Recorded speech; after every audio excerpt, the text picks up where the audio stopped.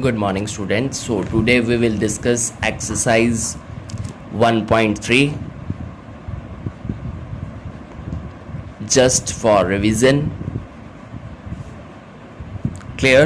तो first question है बच्चे, इट्स वेरी सिंपल कि जस्ट लाइक हमें मल्टीप्लाई करना हो तो क्या ध्यान रखना है. Suppose I have a last part of first question, that is -3 multiply -6 multiply -2 multiply -1.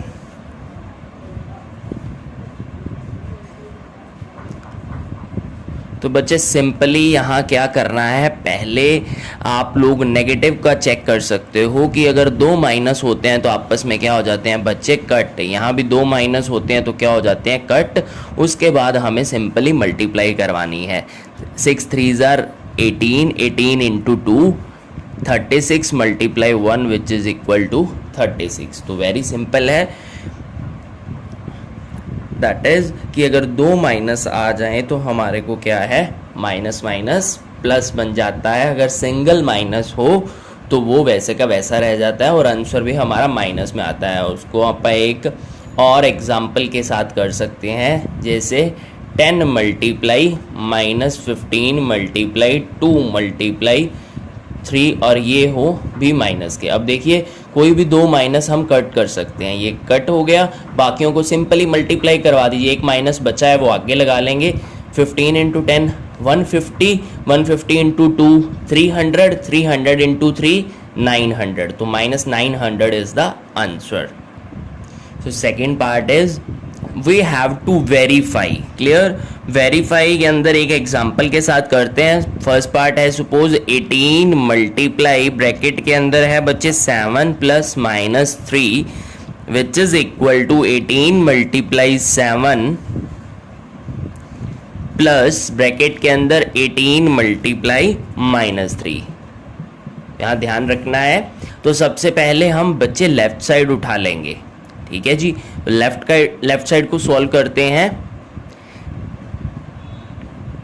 तो दैट इज 18 मल्टीप्लाई, बोर्ड मास के अकॉर्डिंग आपको पता है पहले ब्रैकेट सॉल्व होती है, प्लस माइनस क्या बन जाएगा, माइनस. तो 18 मल्टीप्लाई ब्रैकेट के अंदर 7 - 3 इक्वल टू 4. आंसर क्या आया, 72. सिमिलरली राइट साइड को सॉल्व कर सकते हैं. 18 मल्टीप्लाई 7 ब्रैकेट में है प्लस 18 मल्टीप्लाई -3. क्लियर? तो 18 7 ज़ार 126 माइनस 18 3 ज़ार 54. एक माइनस था तो माइनस आ गया, प्लस माइनस माइनस. तो answer will be 72. Left hand side equal to right hand side, hence verified. तो इस तरह करना है, लेफ्ट साइड और राइट साइड को अलग अलग सॉल्व करवाना है. Clear? So next is third question, first part. वो क्या कह रहे हैं, for any integer a -1 multiply a equal to. अगर बच्चे -1 को a से मल्टीप्लाई कराएंगे तो क्या आएगा, -a. क्लियर? तो बिल्कुल सिंपल था.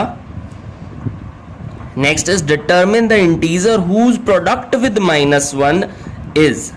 ऐसा इंटीजर ढूंढिए जिसको -1 से मल्टीप्लाई करवाएं और ये आंसर आए.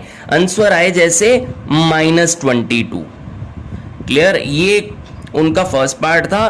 तो -1 से किसको मल्टीप्लाई करवाएंगे, 22 को. तो इस तरह सोचना है. थर्ड के सेकंड का ये ए पार्ट है बच्चे. इसी तरह इसका सी पार्ट भी बता रहा हूं कि 0 के साथ क्या मल्टीप्लाई, कि -1 को किसके साथ मल्टीप्लाई करवाएं कि आंसर आए 0. तो that is equal to 0. Next is fourth question.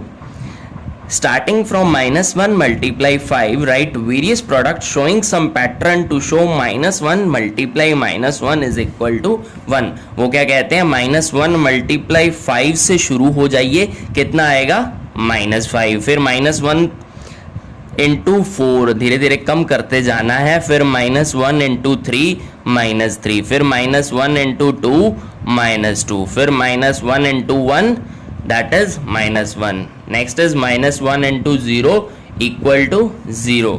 Next is last, उन्होंने खुद ही बोला है -1 को -1 से मल्टीप्लाई करवाएंगे, माइनस माइनस कट, आंसर कितना आ जाएगा, 1. Clear? So let us move to the question 5th of exercise 1.3.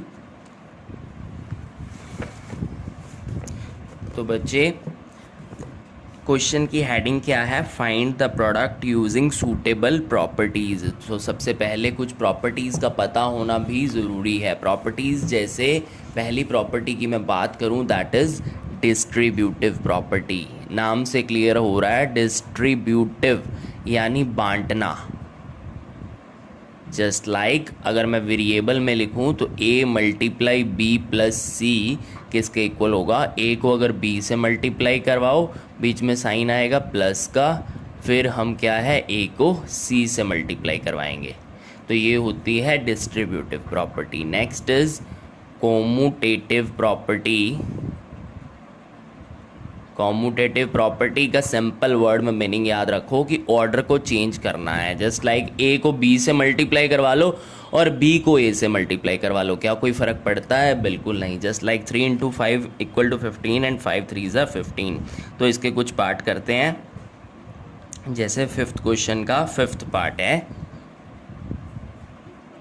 That is 6 to 5 multiply -35 plus -6 to 5 multiply 65। तो सबसे पहले क्या है, हमारे को टर्म्स को डिस्टिंग्विश करना होता है। यहाँ से शुरू हुए, ये माइनस नहीं ध्यान में रखना, एक जो मेन साइन आ रहा है दैट इज़ प्लस माइनस को ध्यान में रखना होता है। जो नंबर के साथ पड़ा है उसको अवॉइड करना है, ठीक है। अब जैसे ये नंबर के साथ पड़ा, इसको अवॉइड करना है। यहाँ से शुरू होके ये दूसरी टर्म बन गई। सबसे पहले टर्म्स डिस्टिंग्विश करना सीख लो। दोनों टर्म बनने के बाद अब देखो इन दोनों में कॉमन क्या आ रहा है। इन दोनों में एक तो माइनस का साइन कॉमन आ रहा है और साथ में 625 कॉमन आ रहा है, तो उसके हमने बाहर निकाल लिया। -6 to 5 जाएगा, पीछे सिर्फ 35 बचेगा। क्लियर? बीच में साइन कौन सा है बच्चे? प्लस का। इधर क्या बचेगा? 65। ऐसा करने पे कौन सी प्रॉपर्टी इसको बोलते हैं, साइड में वो भी लिखनी है, दैट इज डिस्ट्रीब्यूटिव प्रॉपर्टी। तो -6 to 5 को जब हम मल्टीप्लाई करवाएंगे, 35 + 65 क्या होता है? 100। तो the answer will B -6 to 5 00। तो इस तरह देखो, एक वैसे अगर मल्टीप्लाई करवाते प्लस करवाते तो कितना मुश्किल था, लेकिन ये विद इन फ्यू सेकेंड्स हो गया। That will make the calculation very easy. एक और एग्जाम्पल करते हैं। Suppose it is a part G part, जैसे -17 मल्टीप्लाई -29। क्लियर?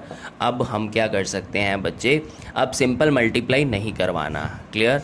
तो सबसे पहले अगर आप चाहो तो माइनस को तो कट कर ही सकते हो, तो 17 × 29 करना है।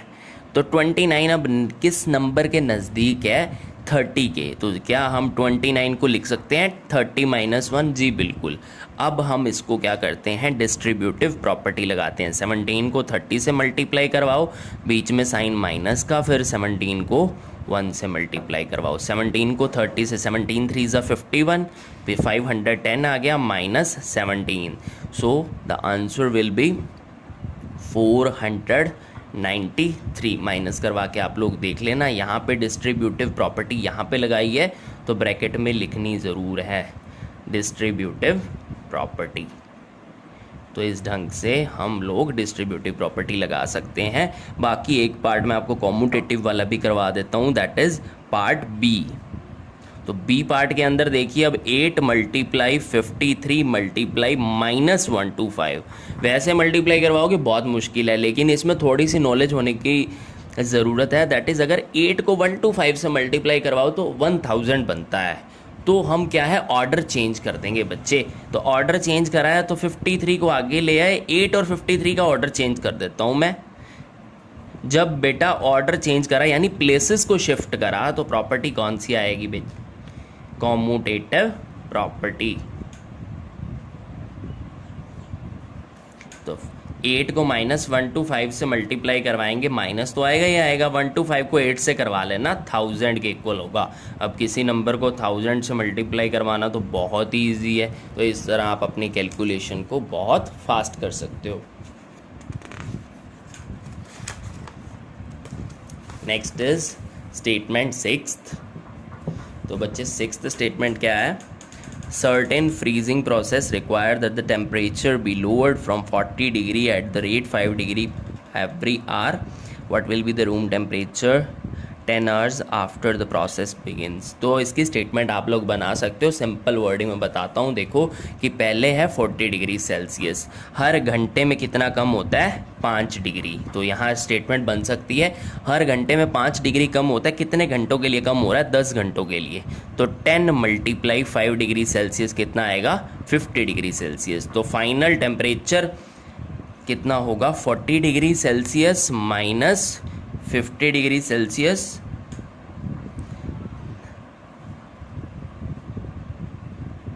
तो यहाँ सेल्सियस का सी ज़रूर लगाना है। तो that will be equal to, देखो अब इसके आगे कोई साइन नहीं है, मतलब प्लस का प्लस माइनस माइनस, 40 में से 50 गए दैट इज़ इक्वल टू -10, या दूसरी तरह भी देख सकते हो 50 में से 40 गए 10, और बड़े के आगे साइन कौन सा है माइनस का। तो ये आपका आंसर होगा -10 degree Celsius. Next question very simple है, कोई क्लास टेस्ट है जिसमें 10 क्वेश्चन है, 5 नंबर मिलते हैं सही के और -2 मिलते हैं हर गलत के। तो अपा एक पार्ट अटेम्प्ट करते हैं इसका।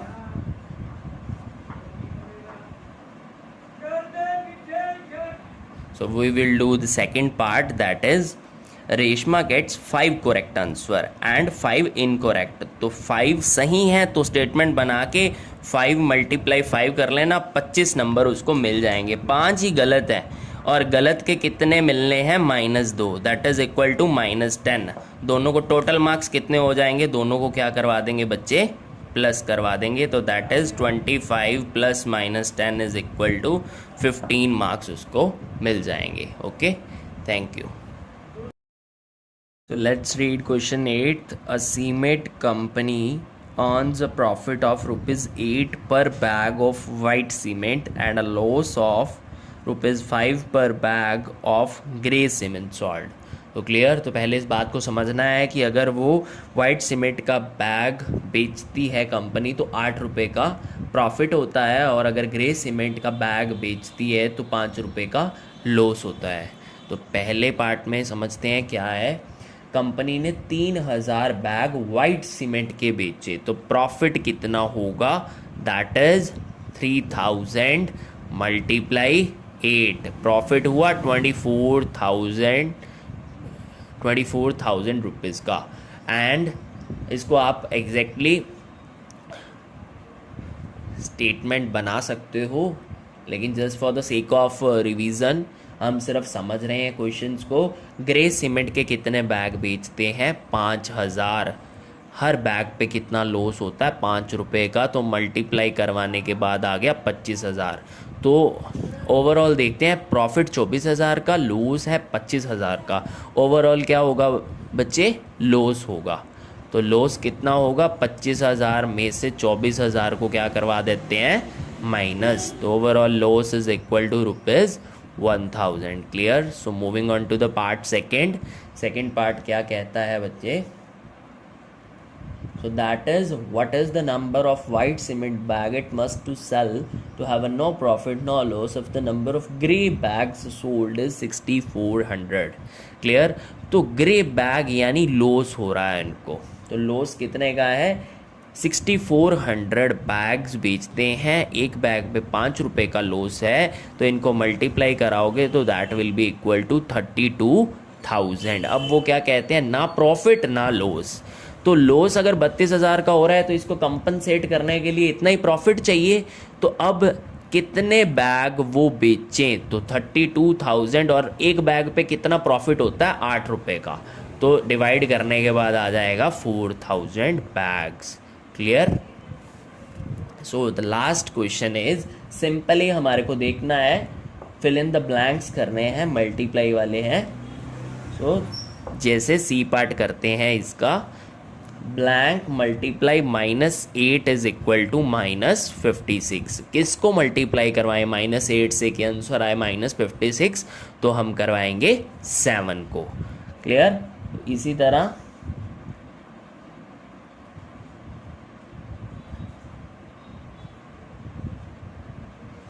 डी पार्ट भी कर सकते हैं, blank multiply -12 is equal to 132।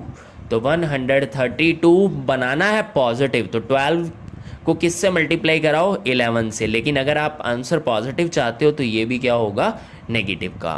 In this way exercise 1.3 आपकी ख़त्म हो गई। Okay, thank you.